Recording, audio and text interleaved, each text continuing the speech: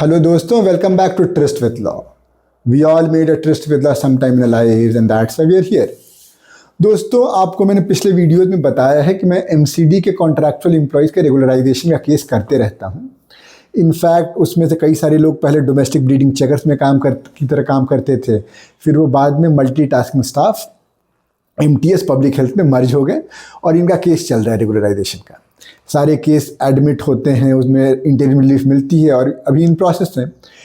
इसी में से एक ग्रुप ऑफ एम्प्लॉयज़ आए थे जिनको अगस्त में केस फाइल किया था कैट में, सेंट्रल एडमिनिस्ट्रेटिव ट्राइब्यूनल, और वहाँ पे उस बेंच ने इस केस को डिसमिस कर दिया ये कहते हुए कि ये लोग डोमेस्टिक ब्रीडिंग चेकर्स की जो पोस्ट है वो तो अब एग्जिस्ट ही नहीं करती है और एमटीएस की तरह ये रिक्रूट नहीं हुए थे, तो हम इनको रेगुलराइज नहीं कर सकते हैं, आप फ्रेश रिप्रेजेंटेशन दो। इस तरह का एक ऑर्डर आ गया।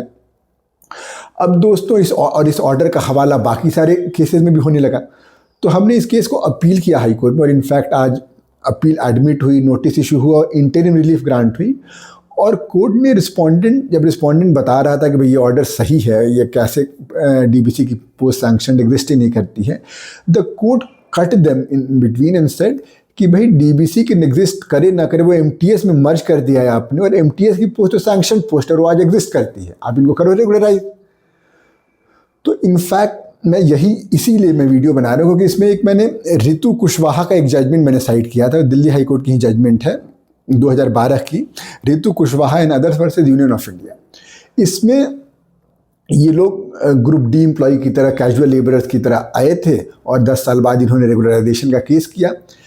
कैट ने रिस्पोंडेंट की बात मानकर कि भाई ग्रुप डी पोस्ट तो एग्जिस्ट ही नहीं करता है और ये लोग ग्रुप सी की तरह रिक्रूट तो हुए नहीं थे, तो इनको हम ग्रुप सी में जो कि एमटीएस का पोस्ट है हम नहीं इनको रेगुलराइज करेंगे। हाई कोर्ट ने बोला नहीं, और फाइनली उसमें आदेश दिया कि आप इनको एमटीएस की तरह रेगुलराइज करो। आज की डेट पे एमटीएस है, ग्रुप डी नहीं है, तो इसमें इनकी क्या गलती है, और उनको ग्रुप सी की एलिजिबिलिटी फुलफिल भी नहीं करनी है। क्यों? क्योंकि हाई कोर्ट ने कहा कि भाई ये ओपन रिक्रूटमेंट थोड़े मांग रहे हैं ग्रुप सी की तरह। तो हमने भी यही आर्ग्यूमेंट दिया और कोर्ट अग्रीड विथ इट, और इसीलिए मैं वीडियो आपको समझाना के लिए बना रहा हूँ कि भाई ऑल्दो एमटीएस के तरह ये नहीं रिक्रूट हुए थे, ये रिक्रूट हुए थे डीबीसी की तरह, लेकिन इन्होंने अगर इनको एमटीएस में मर्ज कर दिया और आज की डेट पे एमटीएस है, तो आप हमें एमटीएस की तरह रेगुलराइज करो। इनफैक्ट हमने तो अपने प्रेयर क्लॉज में यही लिखा कि इधर रेगुलराइज अस एज डीबीसी और एमटीएस पीएच पब्लिक हेल्थ और एनी अदर इक्विवेलेंट पोस्ट। अगर आप खुद सोचिए, अगर रिस्पोंडेंट सरकार की बात ये मान ली जाए, तब तो हर एक 2 साल में पोस्ट का नोमेनक्लेचर बदलते रहें और हम अपने रिलीफ ऑफ रेगुलराइजेशन पे हाथ धोते रहें। तो दोस्तों, आई होप ये वीडियो आपको समझ में आई होगी। कोई दिक्कत, कोई परेशानी कमेंट सेक्शन में बताइएगा।